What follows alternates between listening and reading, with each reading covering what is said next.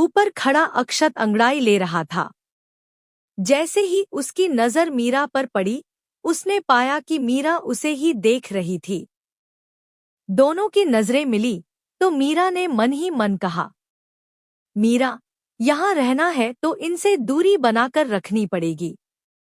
वहीं ऊपर खड़ा अक्षत मीरा को देखते हुए सोच रहा था, अक्षत, तुम इस घर में ज्यादा दिन की मेहमान नहीं हो, मिस जेम्स। मीरा मुस्कुराई तो अक्षत उसे इग्नोर करके वहां से चला गया। उसके बाद मीरा अपना दुपट्टा बदलने सीढ़ियों की तरफ बढ़ गई। दूसरा दुपट्टा लेकर मीरा नीचे आई। उसने देखा राधा अकेली ही किचन में थी और मीरा भी उनकी मदद करने किचन में चली आई। मीरा की रुचि देखते हुए राधा ने भी उसे काम करने दिया और मीरा से सबके लिए चाय बनाने को कहा। सच ही कहा था मीरा ने कि उसे सिर्फ चाय बनानी आती है। उसकी बनाई चाय की खुशबू से सारा किचन महक उठा था। राधा को कुछ बनाते देखकर मीरा उनके पास आई और कहा, मीरा, आप क्या बना रहे हैं? राधा, उत्पम। खाया है कभी? राधा ने बनाते हुए कहा। मीरा, नहीं खाया, पर इसकी खुशबू अच्छी है। इसे कैसे बनाया आपने? मीरा ने सुगंध लेते हुए कहा। राधा, इसे सूजी और चावल के घोल से बनाते हैं। पहले गैस पर फ्राईदान रखकर उस पर थोड़ा सा तेल डालकर फैलाओ, फिर सूजी का घोल ऐसे धीरे धीरे फैलाना है। उसके बाद इसके ऊपर बारी बारी कटी सब्जियां जैसे कि प्याज, शिमला मिर्च, टमाटर, पत्ता गोभी डालकर इस पर फैलाना है। इसके बाद नमक और मसाला स्वाद अनुसार डालकर इसे दूसरी ओर पलटना है। जब दोनों तरफ से अच्छा सिक जाए तो फ्राईदान से निकाल लो। मीरा, ये तो बहुत इजी है। आंटी, हमें भी सीखना है। अक्षत, पहले लोगों को तो पहचानना सीख लो। एक जानी पहचानी आवाज मीरा के कानों में पड़ी। उसने जैसे ही गर्दन घुमाई, किचन के दरवाजे पर अक्षत खड़ा था। अक्षत की आवाज सुनकर राधा पलटी और कहा, राधा, उठ गया तू? और घर कब आया? तुझे पता है न, तेरे पापा को तेरा घर देर से आना बिल्कुल पसंद नहीं है, पर तू सुनता ही नहीं। अक्षत, सॉरी माँ, अब से नहीं होगा ऐसा। अक्षत ने अंदर आकर राधा को साइड से गले लगते हुए कहा, राधा, यह मीरा है, निधि की सहेली। अक्षत, हाँ, कल रात मिल चुका हूं मैं इनसे। काफी स्ट्रोंग हैं। अक्षत ने मीरा को घूरते हुए कहा। राधा, अच्छा है, चलो सबके साथ बैठकर नाश्ता कर लो। और मीरा, तुम चाय लेकर बाहर आ जाना। ठीक है। कहते हुए राधा ने नाश्ते की प्लेट उठाई और बाहर निकल आई। किचन में बस मीरा और अक्षत थे। मीरा चाय छानने लगी। अक्षत कुछ ही दूरी पर खड़ा अपने कप में दूध डालकर उसमें काफी मिक्स कर रहा था। मीरा ने एक बार उसकी ओर देखा और फिर वापस अपने काम में लग गई। चाय छानकर वो कप ढूंढने लगी। उसने इधर उधर देखा। कप अक्षत की साइड में रॉ में लगे थे। मीरा उसकी ओर आई तो अक्षत ने आंखों के भौंरे मटकाकर इशारा किया तो मीरा ने मरी हुई सी आवाज में कहा, मीरा, वो कप चाहिए। कहकर अक्षत थोड़ा सा साइड हो गया। मीरा ने कप उठाया और जैसे ही साइड हुई, अक्षत को देखकर उसके हाथ से कप छूट गए।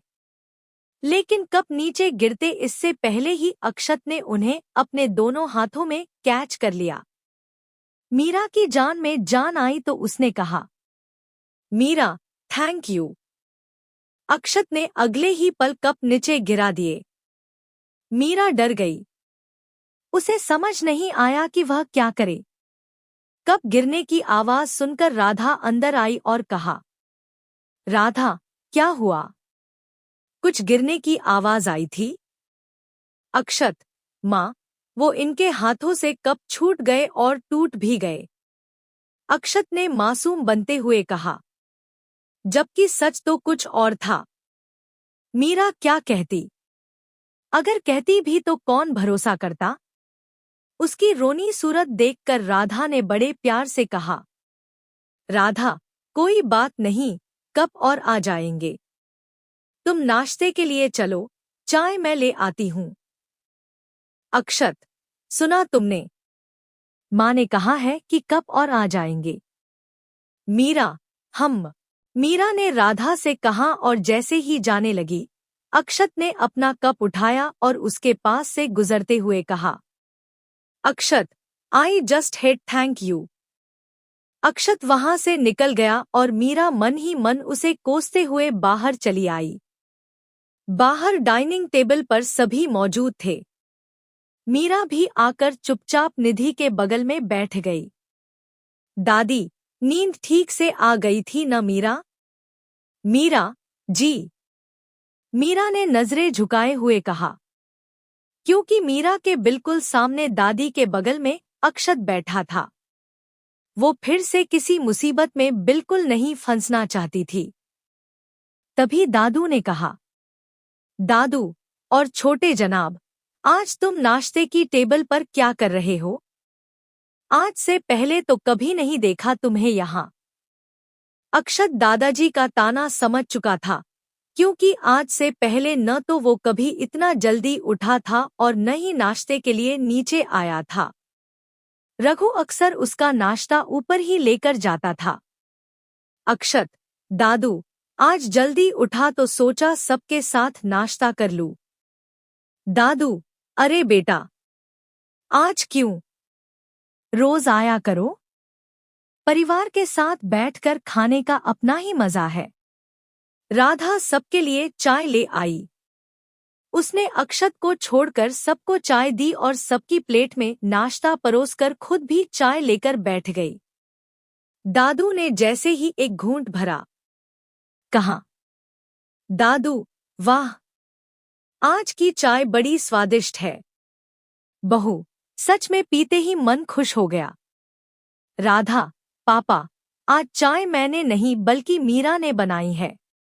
ये इसके हाथों का जादू है। राधा ने मुस्कुराते हुए कहा। जैसे ही सबने सुना चाय आज मीरा ने बनाई है तो सब चाय पीते हुए मीरा की तारीफ करने लगे।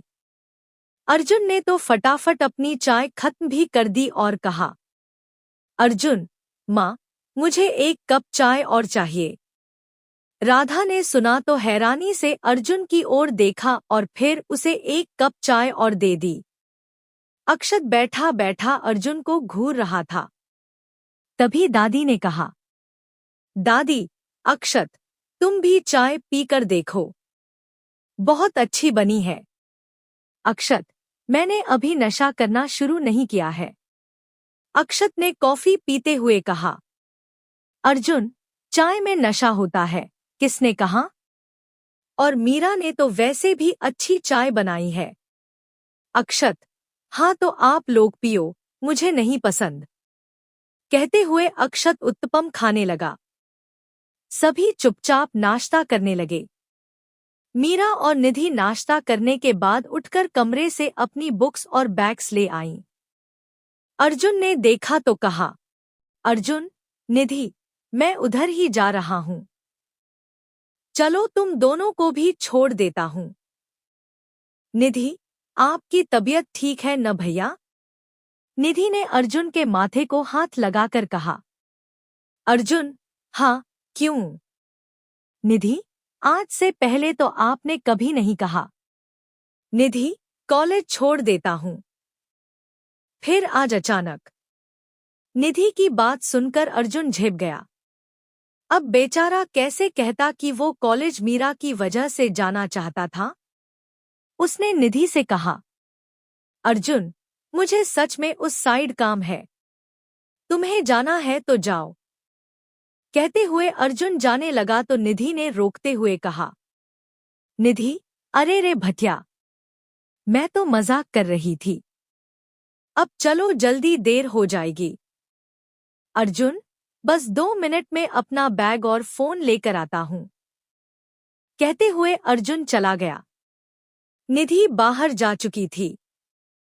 मीरा वहीं खड़ी अर्जुन के आने का इंतजार कर रही थी। अर्जुन वापस आया तो उसके हाथ में बैग, फोन और ढेर सारी फाइल्स भी थी। मीरा, यह हमें दे दीजिए, मीरा ने सहजता से कहा तो अर्जुन ने फोन और बैग छोड़कर फाइल्स मीरा को थमा दी। दोनों साथ साथ चलने लगे तो अर्जुन ने कहा, अर्जुन, चाय अच्छी बनी थी। Meera, thank you. अब इससे आगे अर्जुन के पास बोलने को कुछ नहीं था।